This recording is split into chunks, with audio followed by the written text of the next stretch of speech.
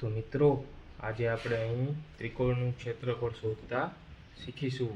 આપણને ખ્યાલ છે કે ત્રિકોણના ક્ષેત્રફળ શોધવા માટેનું સૂત્ર શું છે. તો ત્રિકોણના ક્ષેત્રફળ શોધવા માટેનું સૂત્ર 1/2 પાયો એને ગુણ્યા વેધ. આપણે ત્રિકોણના ક્ષેત્રફળ શોધવા માટેનું સૂત્ર છે.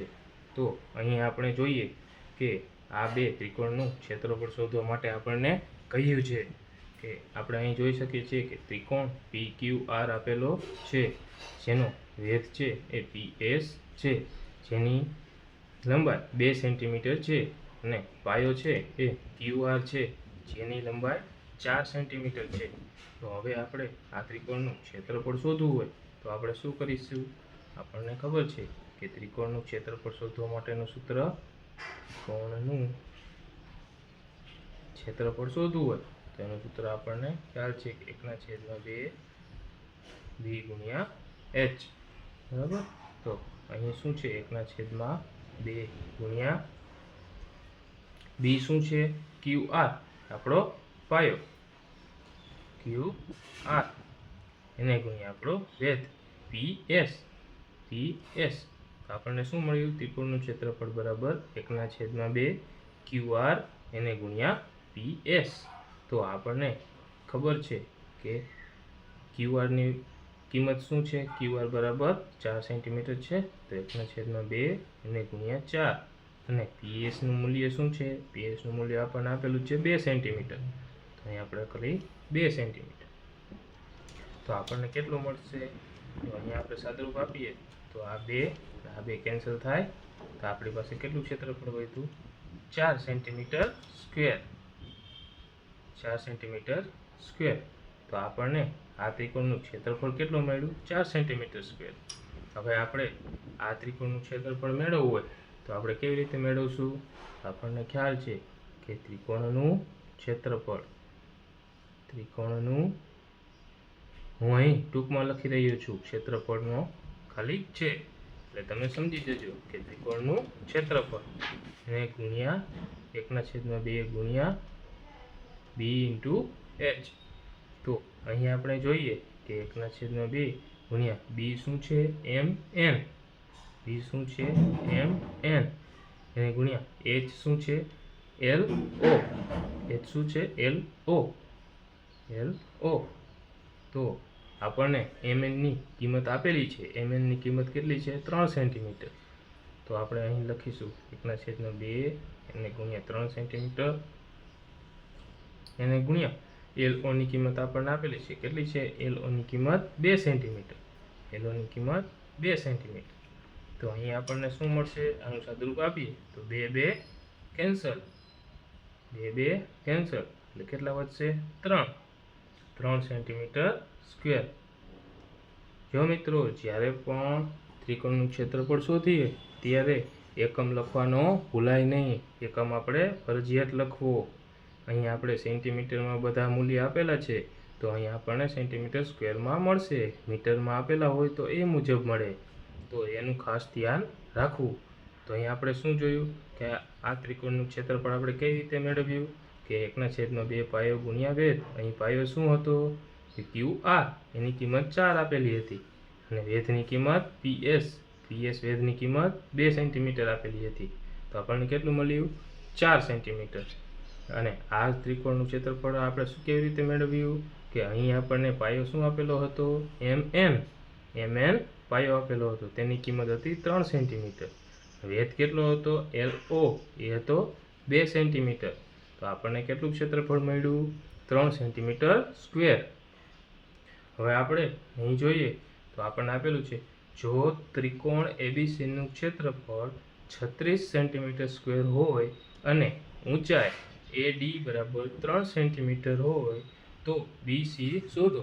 એ મુજબ આપણે ત્રિકોણ દોરેલો છે, જ્યાં આપણને દેખાય છે ત્રિકોણ ABC, જ્યાં એનો વેધ છે એ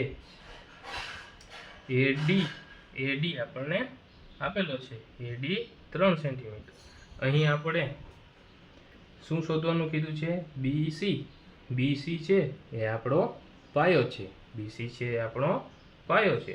તો અહીં આપણે સૂત્ર લખીએ તો સૂત્ર શું છે? ત્રિકોણનું ક્ષેત્રફળ બરાબર 1/2 પાયો ગુણ્યા વેધ.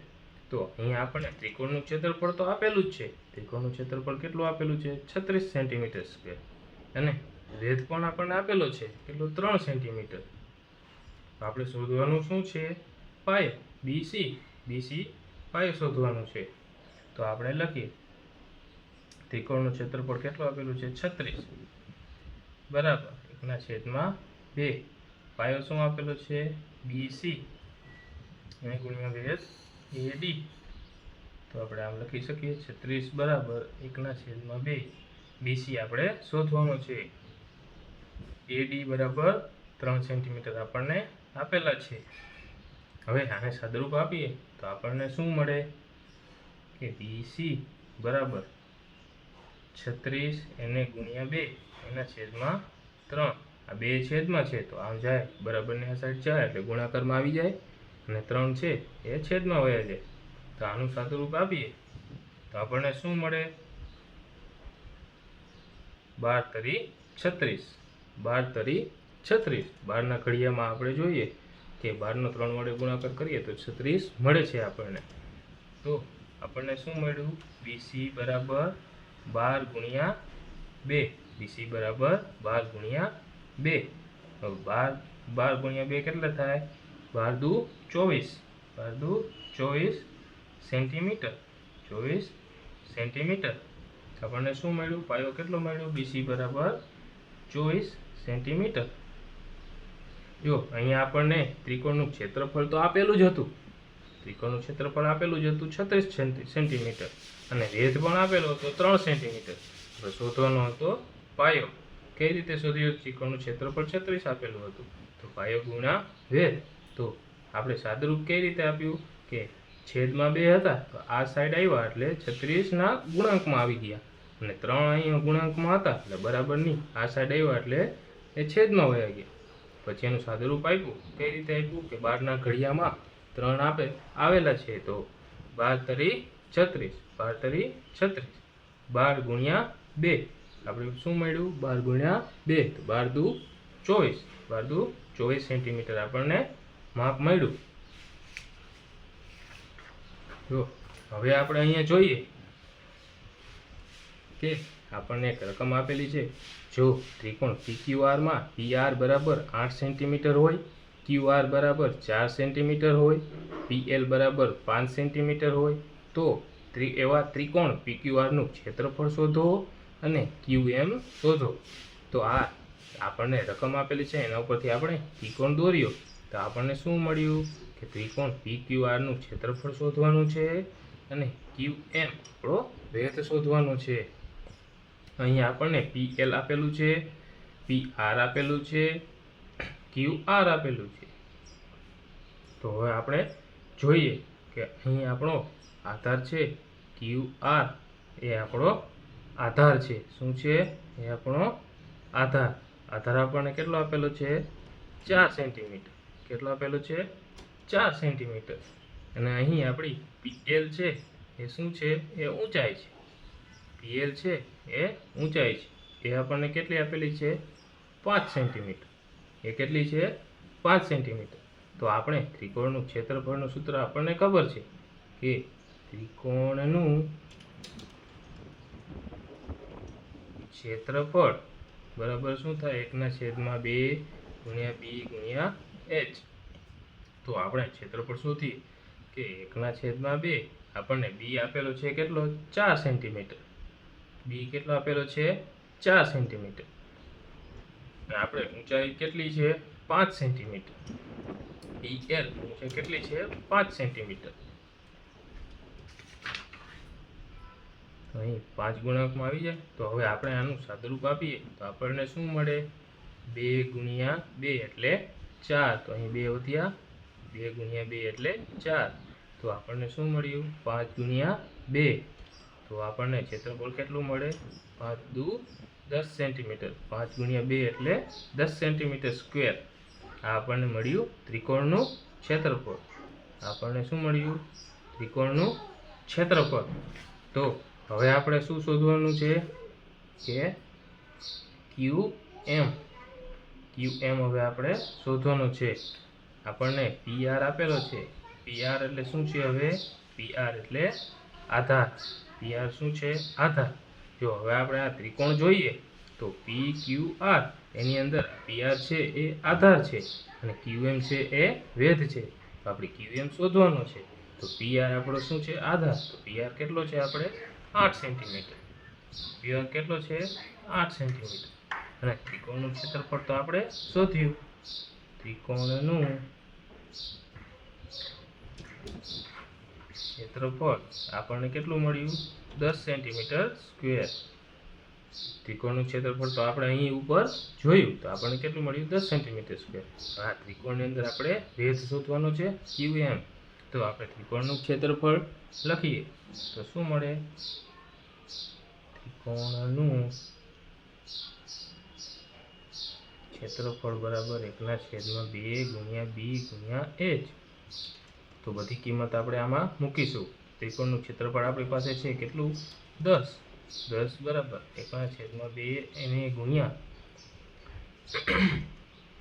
8 આપણને PR આપેલો છે એને ગુણ્યા QM. તો અહીંયા આપણે સાદુરૂપ આપીએ તો 2 છે અહીંયા છેદમાં છે તો આ બાજુ સાઈડ જાય એટલે ગુણાંકમાં આવી જાય 10 ગુણ્યા 2 ને અહીંયા ગુણાંકમાં 8 છે તો એ નીચે જાય 8. QM શોધવાનું છે આપણે. તો અહીંયા આપણે સાદુરૂપ આપીએ તો સાદુરૂપ આપણને શું મળે કે 2 ને 4 વડે ગુણીએ તો 2 × 8. 2 ને 4 વડે ગુણીએ આપણને 8 મળે.